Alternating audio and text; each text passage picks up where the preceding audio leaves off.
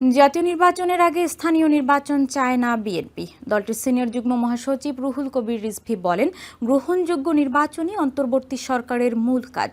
শনিবার road two election শীর্ষক গোলটেবিল বৈঠকে কথা বলেন তিনি।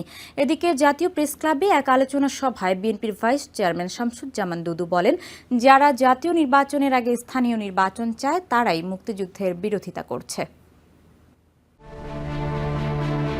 ডিসেম্বরের মধ্যে জাতীয় নির্বাচন এবং সে অনুযায়ী প্রস্তুতি নিচ্ছে সরকার, এমন আশ্বাস মিলেছে ইতোমধ্যেই। তবে রাজনীতির মাঠ এখন সরগরম আগে জাতীয় নির্বাচন নাকি স্থানীয় নির্বাচন এ বিতর্কে। এ নিয়ে প্রতিদিনই যুক্তি ও পাল্টা যুক্তি দিচ্ছে দলগুলো।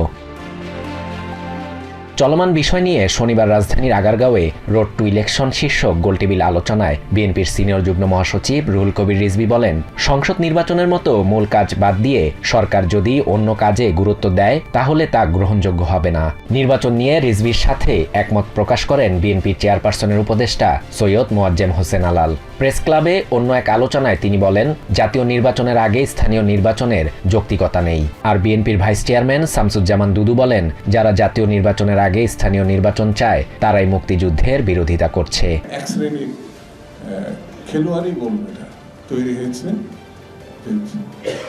জাতীয় ইলেকশনের আগে স্থানীয় ইলেকশন করতে হবে।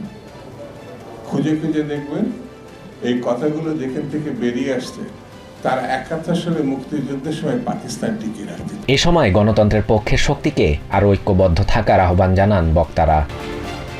শাহরিয়ার শাফাত, TVN 24 নিউজ ডেস্ক।